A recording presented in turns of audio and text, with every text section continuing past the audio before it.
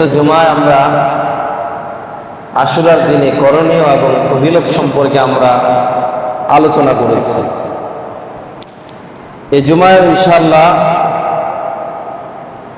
কোরআন এবং সুন্নাহ অনুযায়ী যে কারণে আশুরাকে আল্লাহ তাআলা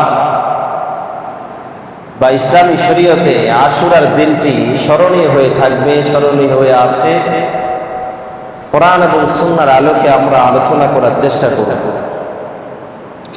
কোরআন এবং সুন্নাহকে আমরা সামনে রাখলে আমরা দেখতে পাই রাসূল করিম সাল্লাল্লাহু আলাইহি ওয়াসাল্লামের সহিহ হাদিস থেকে আশুরার দিনটি স্মরণীয় হওয়ার দুটি কারণ আমরা সহিহ হাদিস থেকে জানতে পারি। তার মধ্যে একটি হলো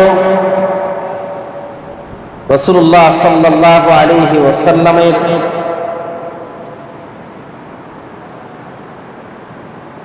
আমাদেরকে রাসূল করিম সাল্লাল্লাহু আলাইহি ওয়াসাল্লামের হাদিস থেকে আমরা যে ঘটনাটি জানতে পারি সেটি হচ্ছে আশুরার এই দিনে আল্লাহ তাআলা মূসা আলাইহিস সালাম এবং তার জাতি বনু ইসরাইলকে আল্লাহ তাআলা ফেরাউন এবং তার জাতি কিপ্তি জাতি থেকে আল্লাহ তাআলা নাজাত দিয়েছিলেন এবং ফেরাউন এবং তার দলবলকে নীল নদে বা সমুদ্রের পানিতে ডুবিয়ে আল্লাহ তাআলা তাদেরকে চিরতরে পৃথিবী থেকে বিদায় করেছেন। এটি হলো হাদিস থেকে জানা, সহিহ হাদিস থেকে জানা নির্ভরযোগ্য ঘটনা এবং কারণ। এবং দুর্বল হাদিস থেকে আমরা আরো দুটি কারণ জানতে পারি। এই দিনে সংঘটিত হয়েছিল মাজমাউ জাওয়াইদে রয়েছে, এই দিনে আল্লাহ তাআলা আদম আলাইহিস সালাতু ওয়াস সালামের তাওবাকে আল্লাহ তাআলা কবুল করেছেন। আমরা জানি আদম আলাইহিস সালাতু ওয়াস সালাম পৃথিবীতে আসার পরে তিনি আল্লাহ তাআলার কাছে দিনের পর দিন তাওবা করেছেন, কান্নাকাটি করেছেন এবং আল্লাহ তাআলা যেই দিনে তার তাওবা কবুল করেছেন সেই দিনটি ছিল মুহররমের 10 তারিখ। কয় তারিখ? মুহররমের 10 তারিখ তথা আশুরার দিন।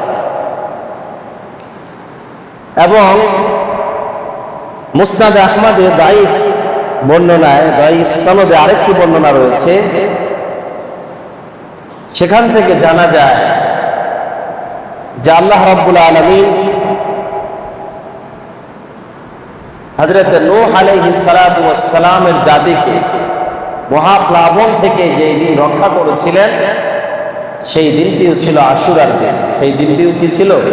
আশুরার দিন ছিল। এবং এই কারণে আশুরার দিনে হযরত নূহ আলাইহিস সালাতু ওয়াস সালাম তিনিও রোজা পালন করতেন। তিনিও কি করতেন? শুকরিয়া স্বরূপ রোজা আদায় করতেন। মূসা আলাইহিস সালাম এই দিনে রোজা রাখতেন কেন? আল্লাহ তাআলা তাকে নাজাত দিয়েছিলেন ফেরাউনের অত্যাচার থেকে, কিপ্তি জাতির অত্যাচার থেকে আল্লাহ তাআলা বনু ইসরাইলকে এই দিনে নাজাত দিয়েছিলেন। এছাড়াও আরো অনেক ঘটনা এই দিনে সংঘটিত হয়েছে বলে আমরা জানতে পারি। বিভিন্ন কিতাবে পাওয়া যায়, বিভিন্ন জন উল্লেখ করে থাকেন।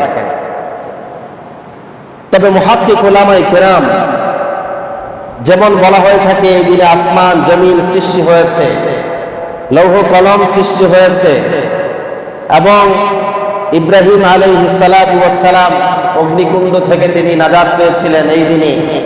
ইউনূস আলাইহিস সালাম এই দিনে মাছের পেট থেকে তিনি মুক্তি পেয়েছিলেন। আইয়ুব আলাইহিস সালাতু ওয়াস সালাম এই দিনে তিনি রোগ থেকে মুক্তি পেয়েছিলেন। ইদ্রিস আলাইহিস সালামের ঘটনা এই দিনে সংঘটিত হয়েছিল। বলা হয়ে থাকে আশুরার দিনে এই ঘটনাগুলো ঘটেছে। তবে ইমাম ইবনুল জাওজি তার মাওদুআত কিতাবে, ইমাম ইবনুল কাইয়িম তার আল মানার কিতাবে, ইমাম আয-যাহাবী মিজানুল ইতিদাল কিতাবে, ইবনে হাজার আসকালানী লিসানুল মিজান, ইমাম সুয়ুতী এবং মোল্লা আলী কারি রাহমাতুল্লাহ আলাইহি তার আসরারে উল্লেখ করেন যে এই ঘটনাগুলো সঠিক নয় এবং এগুলো প্রমাণিত সত্য ঘটনা নয়। তো তারপরও আশুরার দিনে অনেক ঘটনা ঘটেছে এবং ইতিহাসের আরেকটি ঘটনা হলো কারবালার ঘটনাও এই দিনেই সংঘটিত হয়েছে।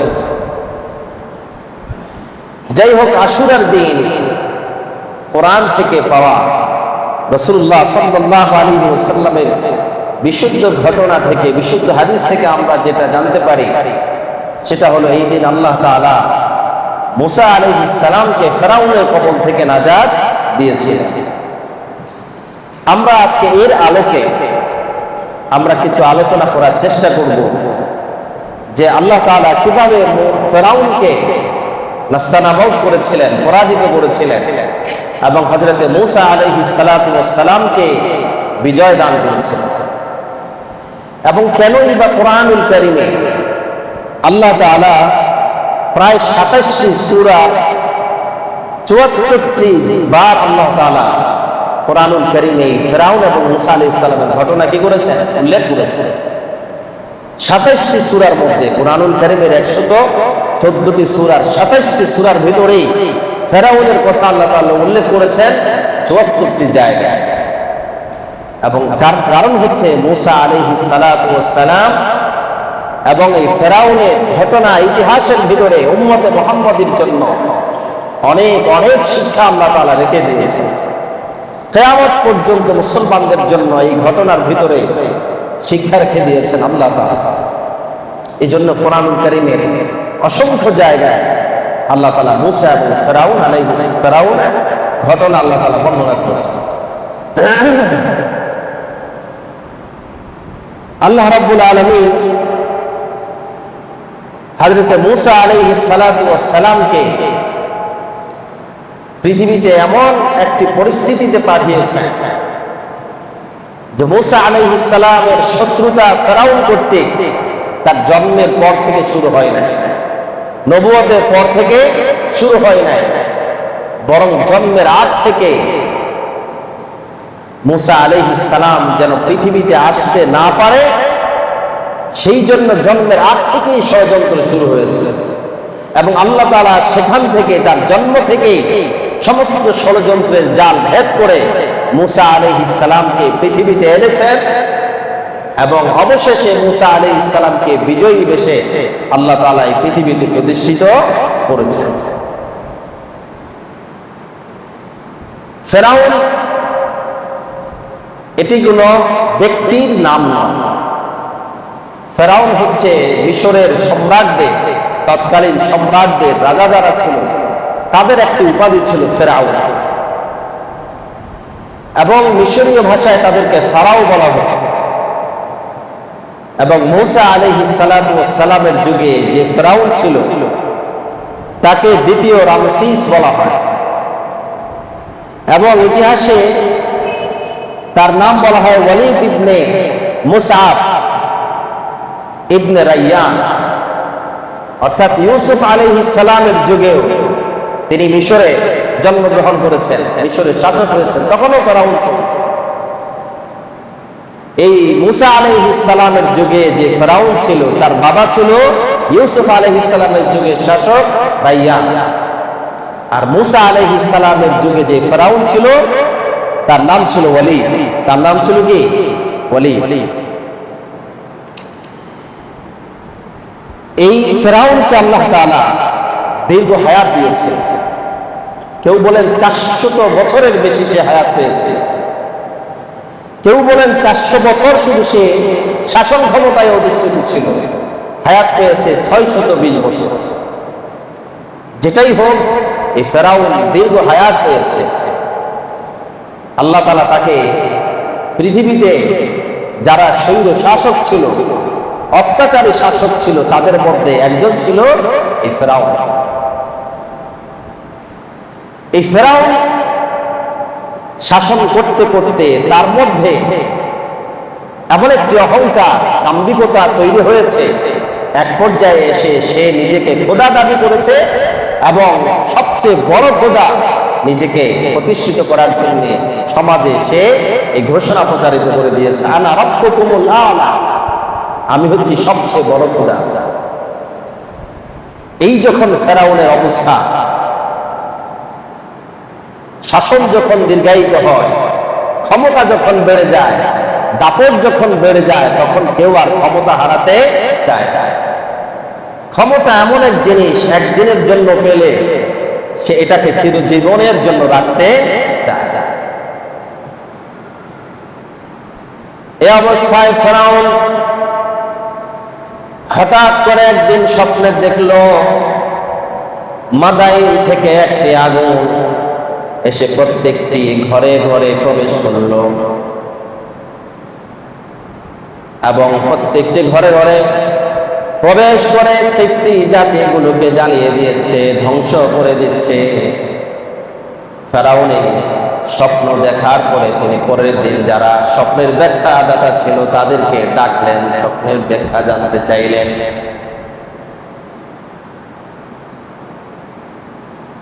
গণক যারা, আগেকার যুগে গণকরা কিন্তু স্বপ্নের ব্যাখ্যা দিত এবং অধিকাংশ ক্ষেত্রে এগুলো কি হতো, সঠিক হয়ে যেত। গণকরা ফেরাউনকে বলল, বনু ইসরাইল থেকে এমন একটি সন্তান জন্ম লাভ করবে যেই সন্তান আপনার ক্ষমতাকে তছনছ করে দিবে, যে সন্তান আপনার ক্ষমতা দখল করবে, আপনার হাত থেকে, কীর্তি জাতির হাত থেকে ক্ষমতা নিয়ে যাবে।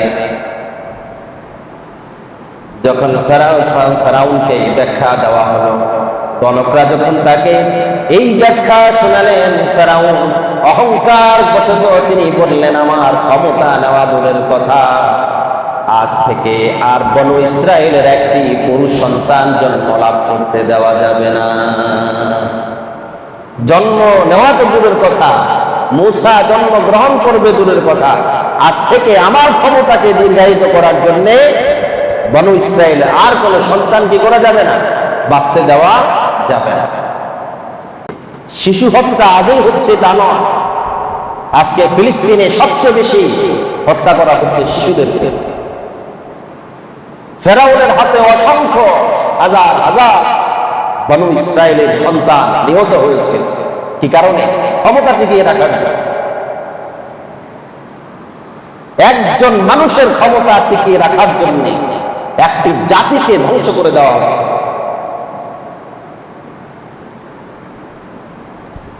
ফেরাউন বনু ইসরায়েলের সন্তানগুলো হত্যা করা হচ্ছে। আল্লাহ রাব্বুল আলামিন কোরআনুল কারীমে বলেন, ইন্না ফিরআউনা আলা ফিল আরদি ওয়া জাআলা আহলাহা শিয়াআ ইয়াস্তাদঈফু তাইফাতাম মিনহুম ইউযাব্বিহু আবনাআহুম ওয়া ইয়াস্তাহয়ী নিসাআহুম ইন্নাহু কানা মিনাল মুফসিদিন। ফেরাউন অহংকার করলো তার দেশে, ওয়াজআলা আহলাহা শিয়া, আর তার শাসনকে দীর্ঘায়িত করার জন্য জাতিকে বিভক্ত করে রাখে। ঠিক কিনা বলে? শাসকরা সবসময় তাদের ক্ষমতা দীর্ঘায়িত করতে তারা যে কৌশলটা অবলম্বন করে, আজ থেকে নয়, সেটা সেই ফেরাউনের যুগ থেকে, এটি হচ্ছে ফেরাউনের কৌশল। আল্লাহ তাআলা কোরআনে বলেছেন, ওয়াজআলা আহলাহা শিয়া, মানুষের মধ্যে জাতীয়তাবোধ, দলে দলে বিভক্ত। মানুষের মধ্যে সবাই যদি এক হয়ে যায় তাহলে তো ক্ষমতা মানুষ যদি এক হয়ে যদি জাগ্রত হয়, শাসন ক্ষমতা থাকবে। ওয়াজআলা আহলাহা শিয়া, ফেরাউন কি করলো?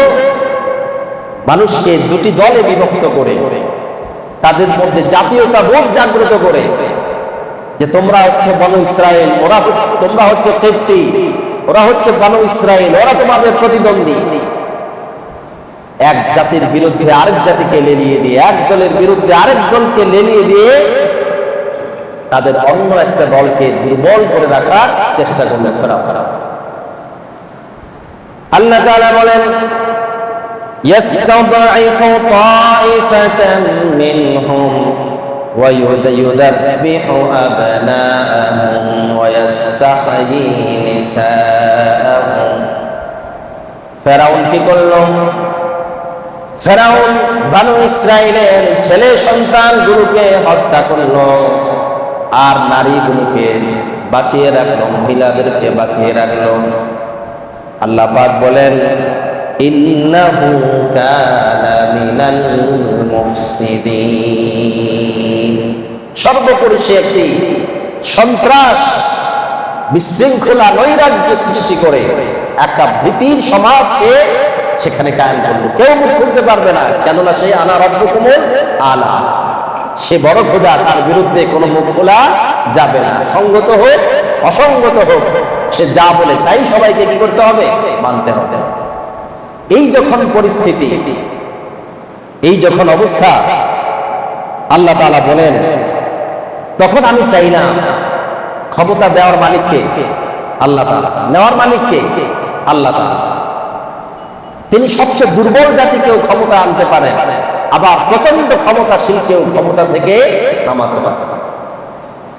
আল্লাহ তাআলা বললেন, ফেরাউনের যখন এই অবস্থা, সে যখন চরম ভাবে অহংকারী হয়ে পড়ল, সে যখন তার ক্ষমতা টিকাবার জন্য মানবতা লঙ্ঘন করল, হাজার হাজার বানু ইসরাইলের সন্তানগুলোকে হত্যা করল, তাদেরকে বিভিন্নভাবে বঞ্চিত করে দুর্বল জাতিতে পরিণত করল, আল্লাহ তাআলা বললেন, আমি তখন চাইলাম ওয়ানুরিদু আন্নামুন্না আলাল্লাযী নাসতুদঈফু ফিল আরদি ওয়া নাজআলাহুম আইম্মাতান ওয়া নাজআলাহুমুল ওয়ারিসিন।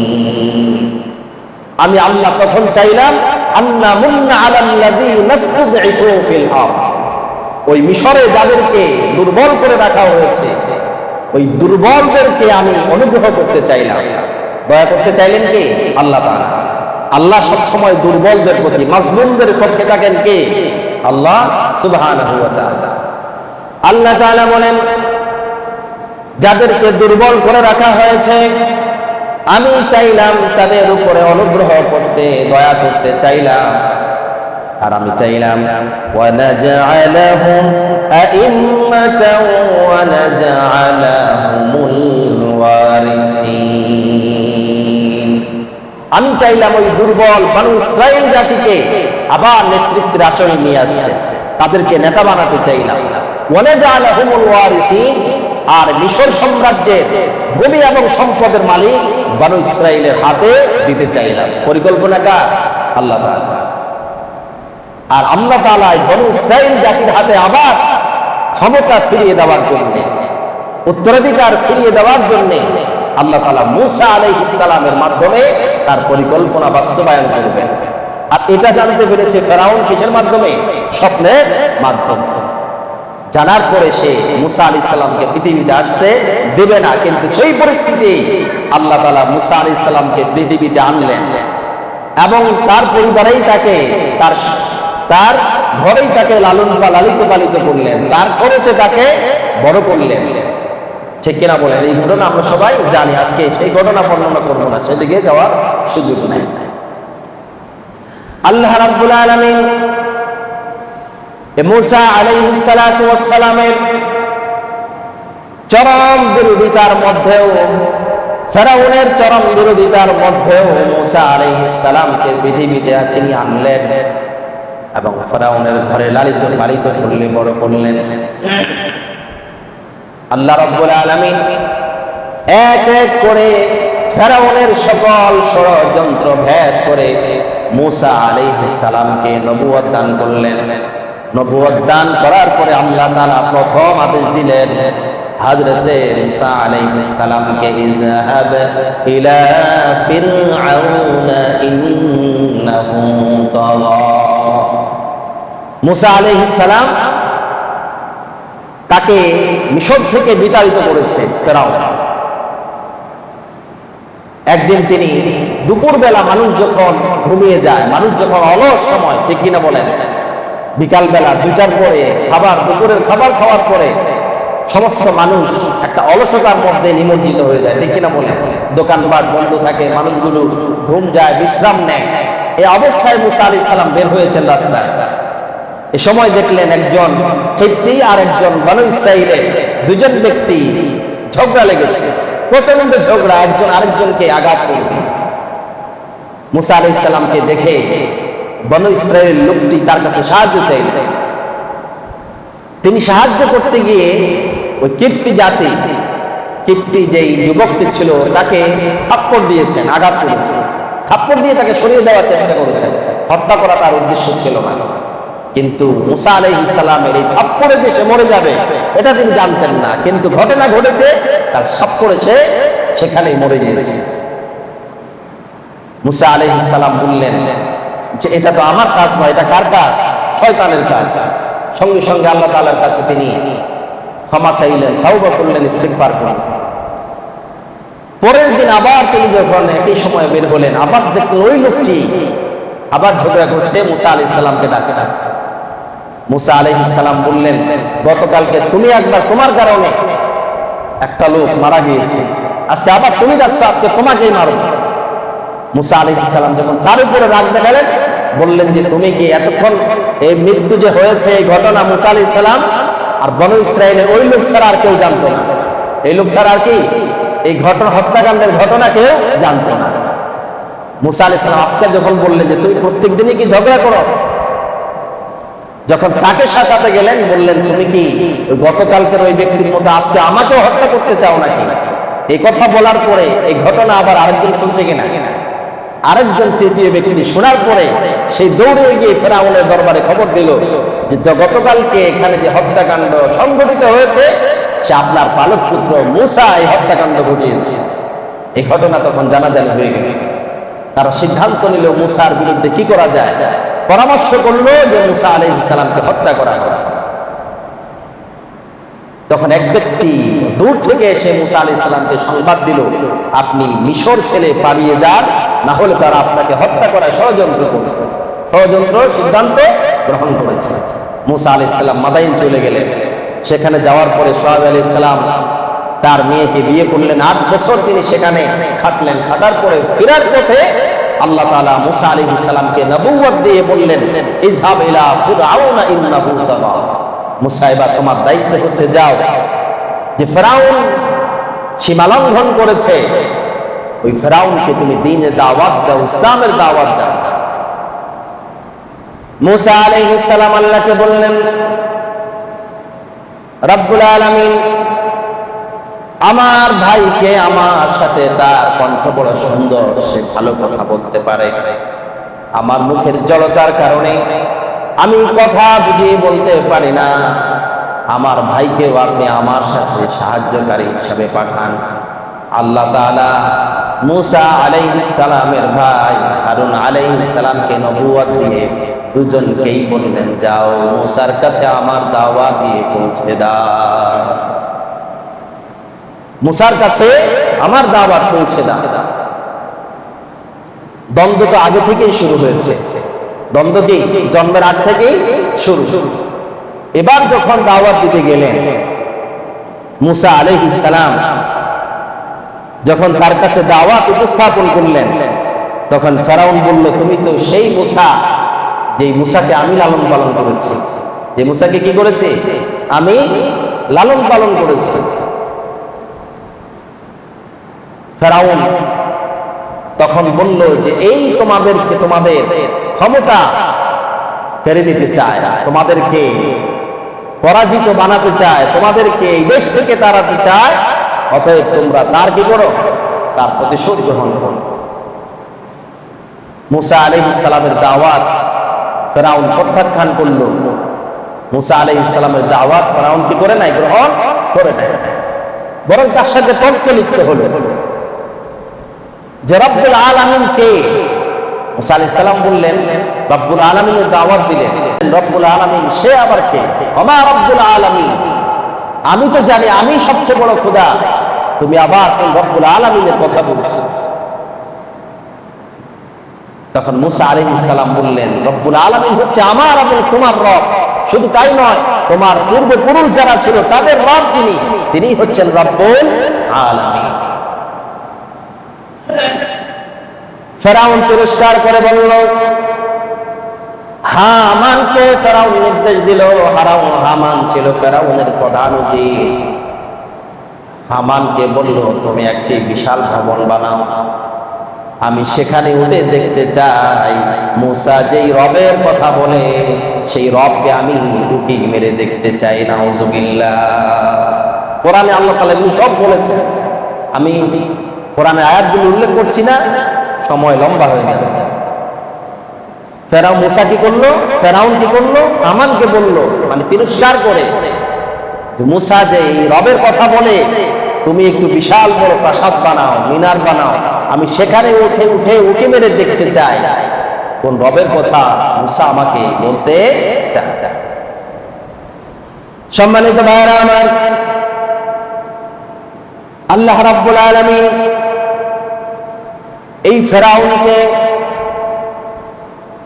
একেবারে ধ্বংস করার আগে তাকে বারবার আল্লাহ তাআলা সতর্ক করেছেন, তাকে শাস্তি দিয়েছেন, বারবার তার উপরে আযাব নাযিল করে আল্লাহ পাক মূসা আলাইহিস সালামের মাধ্যমে তার কাছে বারবার দাওয়াত পৌঁছে আল্লাহ পাক ফেরাউনকে বারবার ফিরে আসার জন্য তিনি চেষ্টা করেছেন, কিন্তু ফেরাউন ওই ঘটনাগুলো থেকে, শাস্তি থেকে শিক্ষা গ্রহণ করে নাই, বরং অহংকারের কারণে বারবার সে প্রত্যাখ্যান করেছে। নাউজুবিল্লাহ।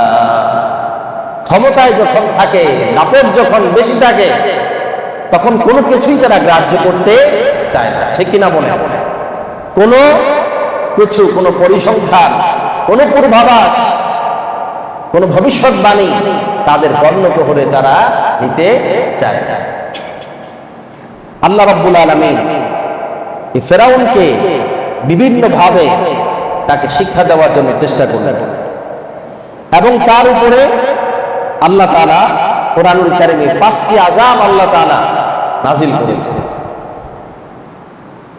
আল্লাহ রাব্বুল আলামিন বলেন, فأرسلنا عليهم الطوفان والجراد والقمل والضفادع والدم آيات مفصلات।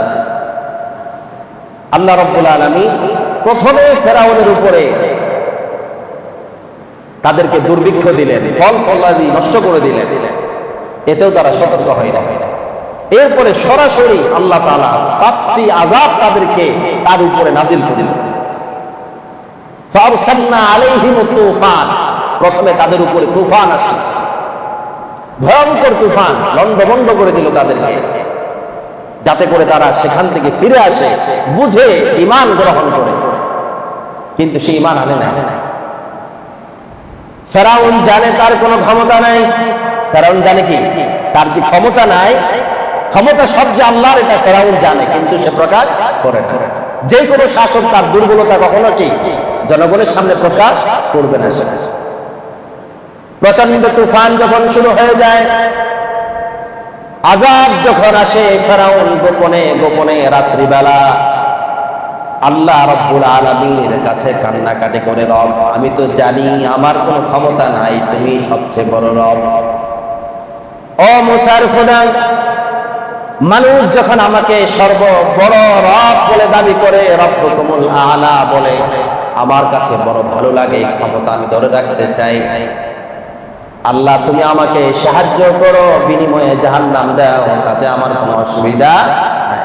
আমাকে কি করো? সাহায্য করো, এবার যদি সাহায্য করো আমি কি করব? তোমার উপর ঈমান গ্রহণ করব।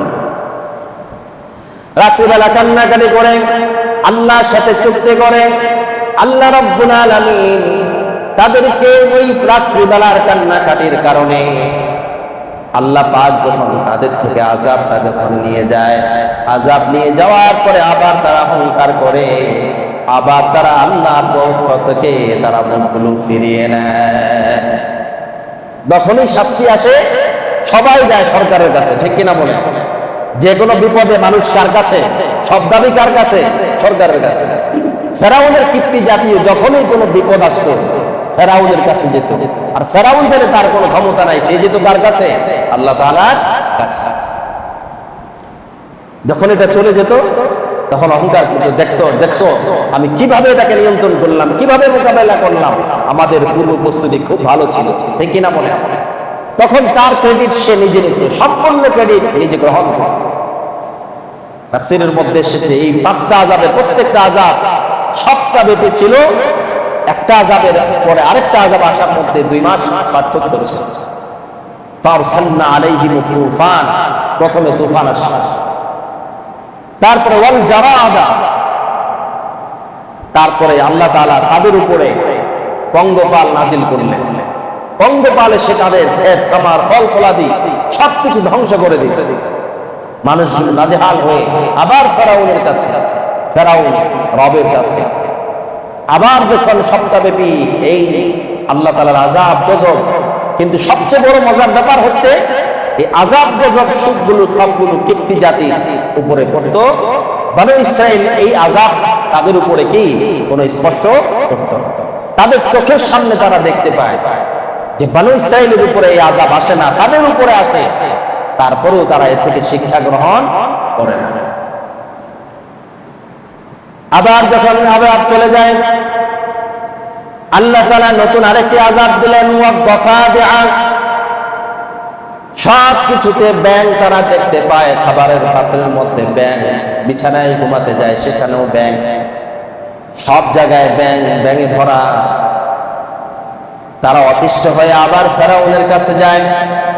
আবার আল্লাহ রাব্বুল আলামিন তাদেরকে এই আযাব থেকে যখন মুক্তি দেন, তারা অঙ্গীকার করে, প্রত্যেকবার তারা অঙ্গীকার করে আল্লাহ পাক যদি আযাব নিয়ে যায় ঈমান গ্রহণ করবে, কিন্তু আযাব চলে যাওয়ার পরে আবার তারা বিদ্রোহ করে। আল্লাহ পাক এরপরে তাদের উপরে রক্তের শাস্তি দিলেন। যেখানেই তারা যায়, হাত দেয়, পানি পান করতে যায়, সব জায়গায় শুধু রক্ত আর রক্ত। সব জায়গায় কি পানি পান করবে, গ্লাস হাতে নিয়েছে, রক্ত হয়ে যায়। পুকুরে রক্ত, সব জায়গায় রক্ত। কিন্তু বনু ইসরাইল হাত দিলে সেটা রক্ত হয় না, কিপ্তি জাতির হাত দিলে সেটা রক্ত হয়ে যায়। সবাই পিপাসায় কাতর,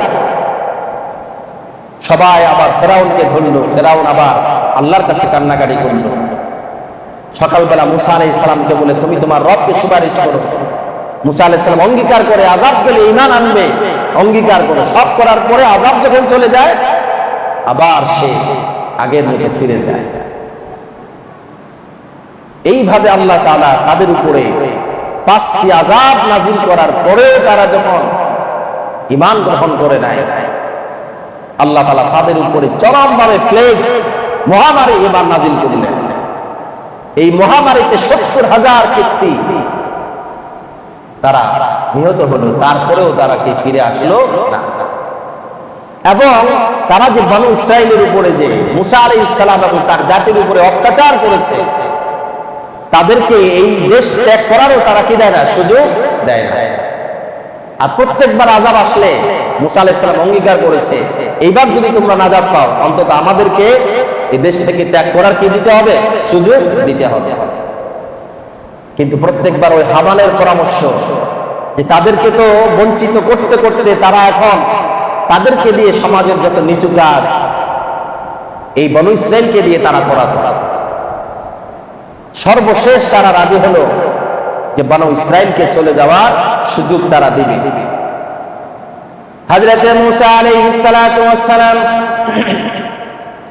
বনু ইসরাইলকে নিয়ে এবার যখন তিনি রওনা দিলেন, মুসা আলাইহিস সালাম তার জাতিকে বললেন, আমরা চলে যাব। ফেরাউন তাদেরকে অনুমতি দিলেন, কেননা অঙ্গীকার করেছেন। তাদেরকে যেতে না দিলে বারবার তাদের উপরে আল্লাহর আযাব এবং গজব নাযিল হয়। মুসা আলাইহিস সালাম যখন বনু ইসরাইলকে নিয়ে দেশ ত্যাগ করার জন্য যখন রওনা হলেন, সমুদ্রের কিনারায় যখন পৌঁছে গেলেন, হামান পরামর্শ দিলেন। কোরআনুল কারীমে আল্লাহ তাআলা উল্লেখ করেছেন, হামান বললেন, এটা আপনি কি কাজ করলেন? তাদেরকে আপনি ছেড়ে দিলেন। তাদেরকে এমনিতেই ছেড়ে দেওয়া উচিত হবে না, তাদেরকে ধাওয়া করে তাদেরকে রেখে দিতে হবে। হামান পরামর্শ দিল কি, তাদেরকে ছেড়ে দেওয়া উচিত হবে না। হামানের পরামর্শে ফেরাউন আবার সৈন্যবাহিনী সব নিয়ে আবার মুসা আলাইহিস সালামকে ধাওয়া করে। বনু ইসরাইল এবার মুসা আলাইহিস সালামের উপর চড়াও হলেন, যে এতদিন যাই হোক আমরা তো সেখানে ছিলাম, জীবন নিয়ে বাঁচতে পেরেছি, নির্যাতন হয়েছে, জুলুম হয়েছে আমাদের উপরে, কিন্তু এইবার সামনে আমাদের সমুদ্র আর পিছনে ফেরাউনের জাতি, ফেরাউন তার সৈন্য দলবল নিয়ে আসছে, এবার তো আমাদের আর নিস্তার পাওয়ার কোনো সুযোগ। তখন মুসা আলাইহিস সালাম তিনি বললেন, ক্বালা কাল্লা ইন্না মাইয়া রাব্বি সায়াহদিন। মুসা আলাইহিস সালাম এক মুহূর্তের জন্য চিন্তা করে নাই, মুসা আলাইহিস সালাম বললেন, এটা কখনো হতে পারে না, তোমাদের চিন্তার কোনো কারণ নাই, আমাদের সাথে আর কেউ না থাকলেও আছেন কে? আল্লাহ সুবহানাহু ওয়া তাআলা। আল্লাহ রাব্বুল আলামিন মুসা আলাইহিস সালামকে বললেন, তোমার লাঠি দিয়ে সমুদ্রে আঘাত করো। হযরতে মুসা আলাইহিস সালাতু ওয়াস সালাম তিনি লাঠি দিয়ে যখন সমুদ্রে আঘাত করলেন, আল্লাহ পাক সঙ্গে সঙ্গে 12টি রাস্তা সমুদ্রের মধ্যেই তৈরি করে দিলেন। সুবহানাল্লাহ, 12টি রাস্তা তৈরি করে দিলেন। 12 রাস্তা দিয়ে বানু ইসরাঈলরা অত্যন্ত সুন্দরভাবে তারা সমুদ্র পার হয়ে গেল। ফেরাউন জাতি তখন, ফেরাউন তার দলবল নিয়ে তখন সমুদ্রের কিনারা। ফেরাউন জানে এই রাস্তা করেছেন কে? আল্লাহ তাআলা। কিন্তু সে এখন ক্রেডিট নেওয়ার জন্য বলে, দেখো তোমাদের জন্য কি সুন্দর রাস্তা করে তৈরি করে রেখেছি, দৌড়াও, এই রাস্তা দিয়ে তাদেরকে ধরতে হবে, তাদেরকে ধরতে হবে। তখনও তারা জানে না যে এই সাগর কিছুক্ষণ পরেই তাদের জন্য এখানেই কবর হতে থাকবে, আজীবন নিচে আসে, তাদের এই মৃত্যু পরে এখানেই হবে। সেটা তারা অহংকারের কারণে তখনও উপলব্ধি করতে পারে না। ফেরাউন যখন তার দলবল নিয়ে অহংকার বশত সমুদ্র পার হবার জন্য সেই রাস্তা অনুসরণ করলো, যখন তারা সমুদ্রের মাঝখানে আসে, আল্লাহ পাক পানিকে ওয়াদা দিলেন, রাস্তাগুলো ভ্যানিশ হয়ে গেল, পানিগুলো তাকে ডুবিয়ে নিল। ফেরাউন একবার পানির নিচে ডুবে আর একবার ভাসে। আর এই মুহূর্তে ফেরাউন আল্লাহর উপরে ঈমান এনে বলে, আমি মুসার খোদার উপরে ঈমান আনলাম। আল্লাহ পাক ডাক দিয়ে বলে, ফেরাউন রে, বড্ড দেরি করে ফেলেছো। আল আনা ওয়া ক্বাদ আসাইতা ক্বাবলু ওয়া কুনতা মিনাল মুফসিদিন। এখন মৃত্যু যখন তুমি তোমার সামনে দেখতে পেয়েছো, এখন তুমি আমার উপরে ঈমান আনছো, কিন্তু এর আগে কতবার তুমি ওয়াদা ভঙ্গ করেছো। মৃত্যুকে দেখার পরে ঈমান আমি আল্লাহ গ্রহণ করি। আল্লাহ পাক বললেন, আল আনা ওয়া ক্বাদ আসাইতা ক্বাবলু ওয়া কুনতা মিনাল মুফসিদিন। ফেরাউন, এখন আর তোমার ঈমান গ্রহণ করা হবে না, বরং তোমাকে শুধু আজকের জন্য নয়, কিয়ামত পর্যন্ত তোমার মতো যারা অহংকারী শাসক হবে, যারা বারবার আমাকে যারা অহংকার করে অস্বীকার করবে, বারবার যারা সীমা লঙ্ঘন করবে, কিয়ামত পর্যন্ত তাদের জন্য আমি তোমাকে শিক্ষা স্বরূপ আমি তাদের জন্য তোমাকে কিয়ামত পর্যন্ত তোমার দৃষ্টান্ত হিসেবে রেখে দিতে চাই। فاليوم ننجيك ببدنك لتكون لمن خلفك آية। আল্লাহ পাক বলেন, ফেরাউন, তোমার মৃত্যু আজকে হয়েছে, কিন্তু তোমার দেহ শেষ হবে না কিয়ামত পর্যন্ত। তোমার দেহকে সংরক্ষণ করে পৃথিবীর সমস্ত অত্যাচারী শাসকদের জন্য আমি দৃষ্টান্ত স্থাপন করতে চাই। ফেরাউন আল্লাহ তাআলা সে নিহত হয়েছে, মৃত্যুবরণ করেছে।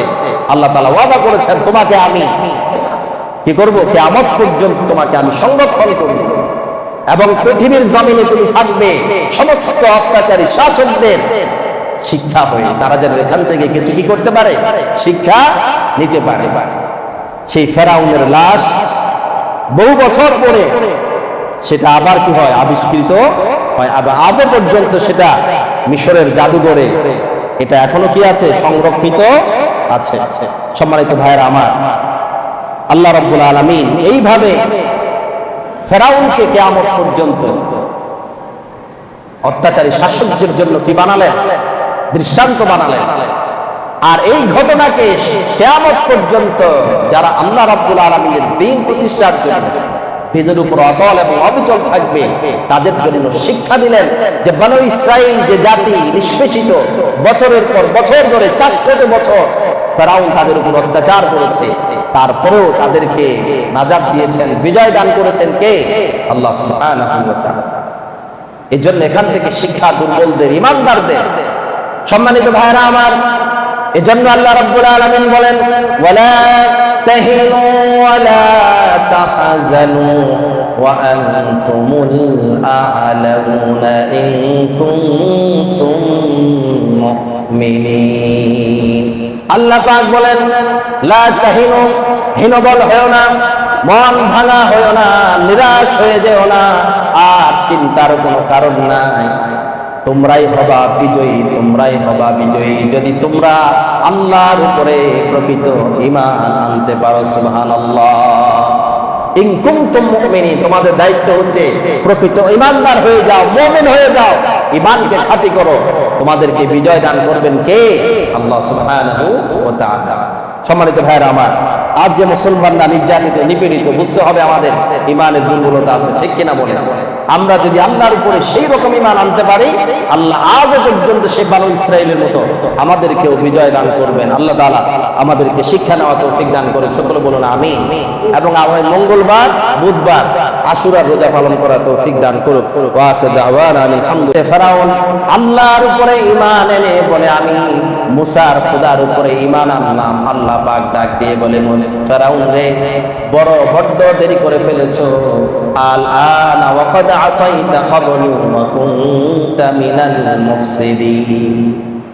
এখন মৃত্যু যখন তুমি তোমার সামনে দেখতে পেয়েছো, এখন তুমি আমার উপরে ঈমান আনছো, কিন্তু এর আগে কতবার তুমি ওয়াদা ভঙ্গ করেছো। মৃত্যুকে দেখার পরে ঈমান আমি আল্লাহ গ্রহণ করি। আল্লাহ পাক বললেন আল আনা ওয়া ক্বাদ আসাইতা ক্বাবলু ওয়া কুনতা মিনাল মুফসিদিন। ফেরাউন, এখন আর তোমার ঈমান গ্রহণ করা হবে না, বরং তোমাকে শুধু আজকের জন্য নয়, কিয়ামত পর্যন্ত তোমার মতো যারা অহংকারী শাসক হবে, যারা বারবার আমাকে যারা অহংকার করে অস্বীকার করবে, বারবার যারা সীমা লঙ্ঘন করবে, কিয়ামত পর্যন্ত তাদের জন্য আমি তোমাকে শিক্ষা স্বরূপ আমি তাদের জন্য তোমাকে কিয়ামত পর্যন্ত তোমার দৃষ্টান্ত হিসাবে রেখে দিতে চাই। فاليوم ننجيك ببدنك لتكون لمن خلفك آية। আল্লাহ পাক বলেন ফেরাউন, তোমার মৃত্যু আজকে হয়েছে, কিন্তু তোমার দেহ শেষ হবে না। কিয়ামত পর্যন্ত তোমার দেহকে সংরক্ষণ করে পৃথিবীর সমস্ত অত্যাচারী শাসকদের জন্য আমি দৃষ্টান্ত স্থাপন করতে চাই। ফেরাউন আল্লাহ তাআলা সে নিহত হয়েছে, মৃত্যুবরণ করেছে। আল্লাহ তাআলা ওয়াদা করেছেন তোমাকে আমি কি করব? কিয়ামত পর্যন্ত তোমাকে আমি সংরক্ষণ করব, এবং পৃথিবীর জমিনে তুমি থাকবে সমস্ত অত্যাচারী শাসকদের শিক্ষা হয়ে। তারা যেন এখান থেকে কিছু কি করতে পারে, শিক্ষা নিতে পারে। সেই ফেরাউনের লাশ বহু বছর পরে সেটা আবার কি হয়, আবিষ্কৃত হয়। আবার আজও পর্যন্ত সেটা মিশরের জাদুঘরে এটা এখনো কি আছে, সংরক্ষিত আছে। সম্মানিত ভাইয়েরা আমার, আল্লাহ রাব্বুল আলামিন এইভাবে ফেরাউনকে কিয়ামত পর্যন্ত অত্যাচারী শাসকদের জন্য কি বানালেন, দৃষ্টান্ত বানালেন। আর এই ঘটনাকে কিয়ামত পর্যন্ত যারা আল্লাহ রাব্বুল আলামিনের দ্বীন প্রতিষ্ঠার জন্য, দ্বীনের উপর অটল এবং অবিচল থাকবে, তাদের জন্য শিক্ষা দিলেন যে বনু ইসরাইল যে জাতি নিষ্পেষিত, বছরের পর বছর ধরে 400 বছর ফেরাউন তাদের উপর অত্যাচার করেছে, তারপরেও তাদেরকে নাজাত দিয়েছেন, বিজয় দান করেছেন কে? আল্লাহ সুবহানাহু ওয়া তাআলা। এই জন্য এখান থেকে শিক্ষা দুর্বলদের, ঈমানদারদের। সম্মানিত ভাইরা আমার, এজন্য আল্লাহ রাব্বুল আলামিন বলেন ওয়ালা তাহিনু ওয়ালা তাহজানু ওয়া আনতুমুল আ'লাউনা ইন কুনতুম মুমিনিন। আল্লাহ পাক বলেন লা তাহিনু, হীনবল হয়ো না, মন ভাঙা হয়ো না, নিরাশ হয়ে যেও না, আর চিন্তার কোনো কারণ নাই। তোমরাই হবা বিজয়ী, তোমরাই হবা বিজয়ী যদি তোমরা আল্লাহর উপরে প্রকৃত ঈমান আনতে পারো। সুবহানাল্লাহ। ইন কুনতুম মুমিনিন, তোমাদের দায়িত্ব হচ্ছে প্রকৃত ঈমানদার হয়ে যাও, মুমিন হয়ে যাও, ঈমানকে খাঁটি করো। তোমাদেরকে বিজয় দান করবেন কে? আল্লাহ সুবহানাহু ওয়া তাআলা। সম্মানিত ভাইরা আমার, আজ যে মুসলমানরা নির্যাতিত, নিপীড়িত, বুঝতে হবে আমাদের ঈমানের দুর্বলতা আছে, ঠিক কিনা বলেন? আমরা যদি আল্লাহর উপরে সেই রকম ঈমান আনতে পারি, আল্লাহ আজও পর্যন্ত সেই বানু ইসরাইলের মতো আমাদেরকেও বিজয় দান করবেন। আল্লাহ তাআলা আমাদেরকে শিক্ষা নেওয়া তৌফিক দান করে, সকলে বলুন আমিন। এবং আগামী মঙ্গলবার বুধবার আশুরার রোজা পালন করা তৌফিক দান করুক। ওয়া আখিরু দাওয়ানা আলহামদুলিল্লাহ।